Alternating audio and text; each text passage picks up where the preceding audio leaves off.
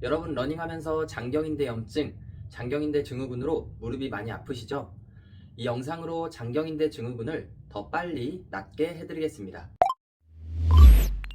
안녕하세요, 반갑습니다. 오랜만에 영상을 찍는 것 같습니다. 무릎 통증 중에서 이제 무릎 바깥쪽이 아플 때 보는 장경인대 염증, 장경인대 증후군에 대해서 물리치료사의 관점에서 이야기를 풀어 나가 보려고 합니다.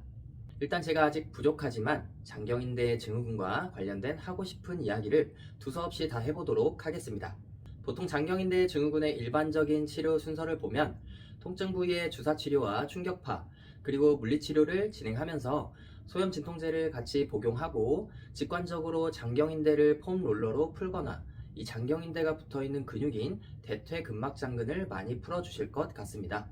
더 나아가서 이 장경인대가 붙어있는 주변 근육인 정강이에 붙어있는 정경골근, 종아리에 붙어있는 비골근, 장경인대 앞쪽에 붙어있는 허벅지 앞 바깥쪽 근육인 외측 광근, 장경인대 뒤쪽에 붙어있는 햄스트링의 바깥쪽 근육인 대퇴이두근, 골반과 고관절에 붙어있는 중둔근과 대둔근, 그리고 이상근까지도 많은 분들이 마사지 볼이나 마사지 건, 그리고 폼롤러를 이용해서 풀어주고 스트레칭 해주실 거라고 생각합니다. 참고로 이런 근육들을 접근할 때에는 근육의 모양과 위치를 먼저 확인하고 제대로 잡아줄 필요가 있습니다. 통증 강도에 따라서 어떤 걸 더 많이 해줄지까지도 세분화할 수 있지만 그런 부분은 일단 넘어가겠습니다. 조금 더 나아가서 중둔근이 약해서 장경인대 증후군이 나타난다고 생각하고 중둔근 보강 운동까지 진행할 수 있겠습니다. 장경인대 증후군의 일반적인 치료 순서가 이러한 형식을 갖추고 있는데 저는 이 정도 수준에서 완치가 되었다고 한다면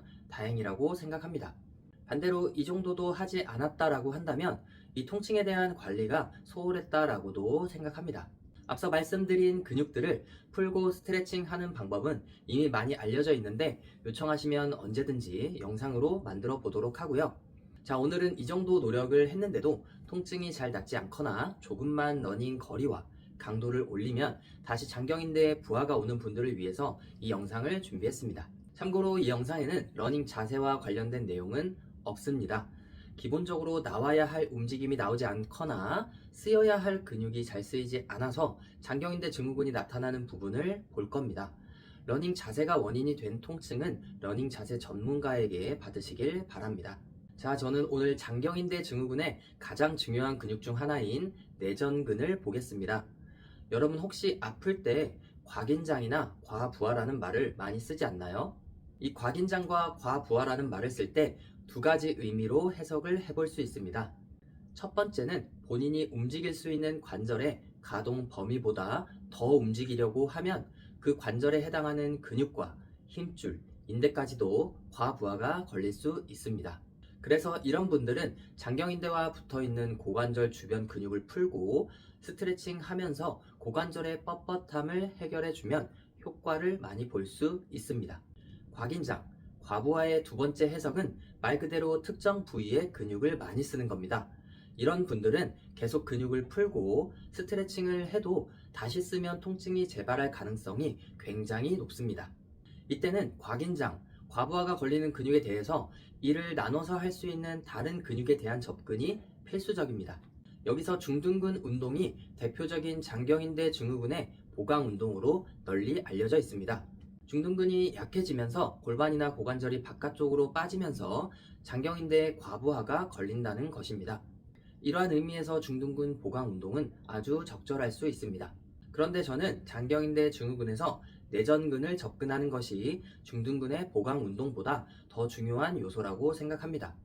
그 이유는 다리에서 바깥쪽은 일단 체중이 실렸을 때 지지해주는 강한 근육이 많습니다. 이런 강한 근육들과 균형을 맞춰주고 고관절을 안정화시켜주는 근육이 바로 내전근입니다. 쉽게 말씀드리면 내측을 보강해서 외측의 부하를 떨어뜨려준다, 이렇게 보시면 될 것 같습니다.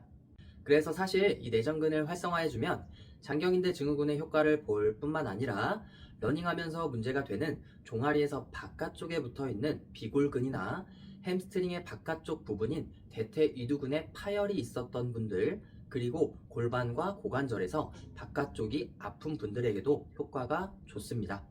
내전근 운동이라고 해서 센터에서 기구로 하는 이러한 종류의 운동이나 사진으로 보시는 이러한 운동을 말씀드리는 것은 아닙니다.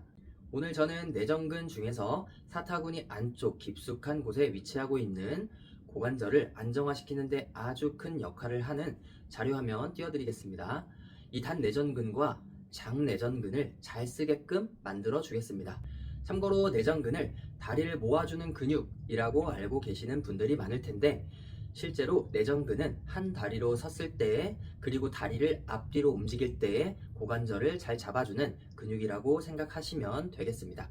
자, 그럼 지금부터 저와 장경인대 증후군이 있을 때 고관절의 안쪽에 위치한 내전근을 활성화시켜 보겠습니다.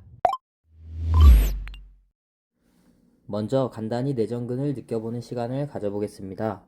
자, 바로 누운 자세에서 양쪽 무릎을 세워주세요.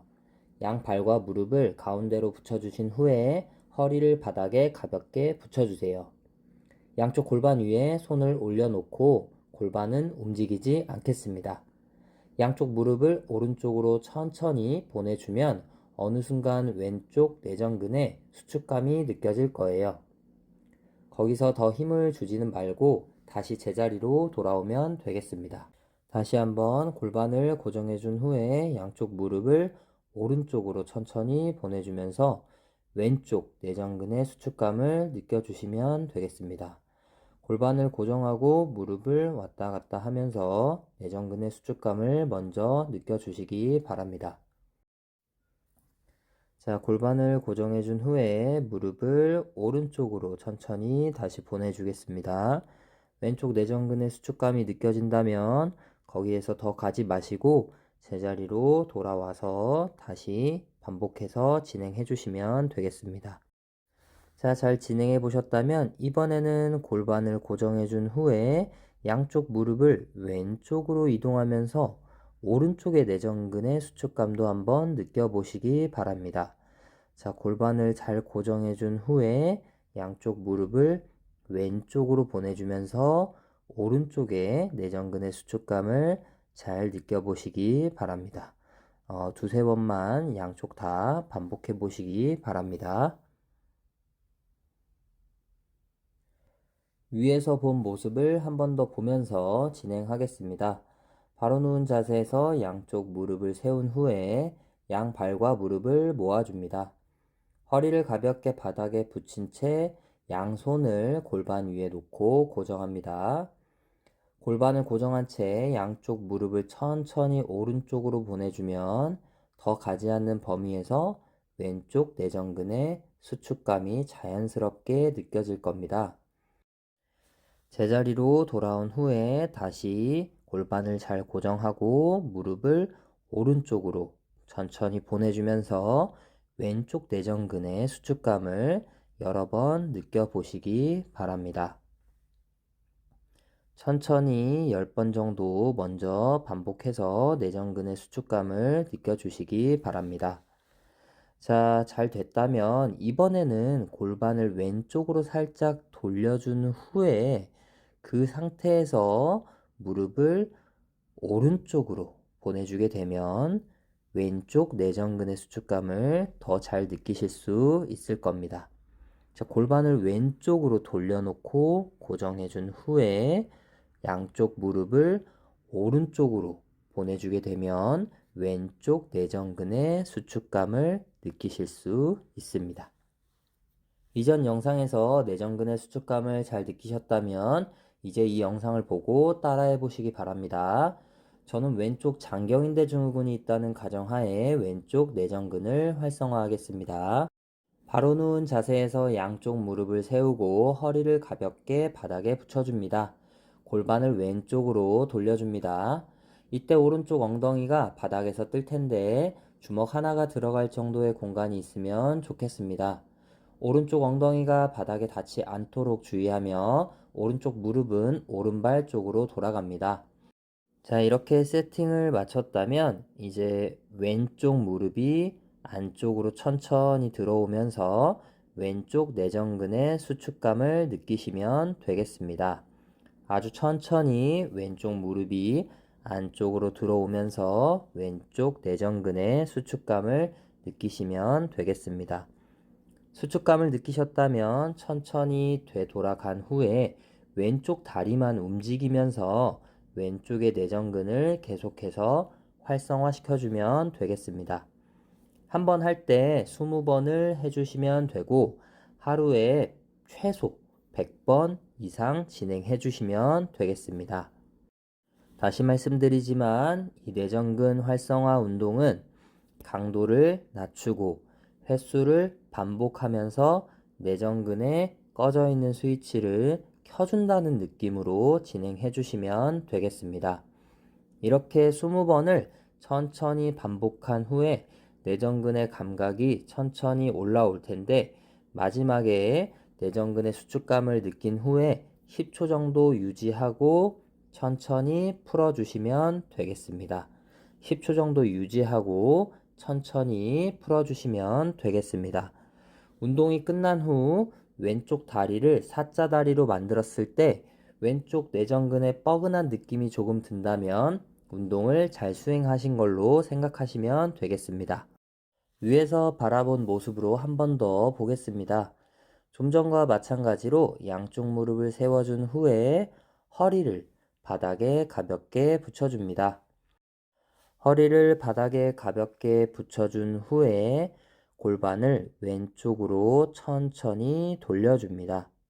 골반을 왼쪽으로 돌려준 후에 골반을 잘 고정하고 오른쪽 무릎을 오른쪽 발 쪽으로 천천히 가져옵니다. 이때 오른쪽 엉덩이가 바닥에 떨어지지 않도록 주의합니다.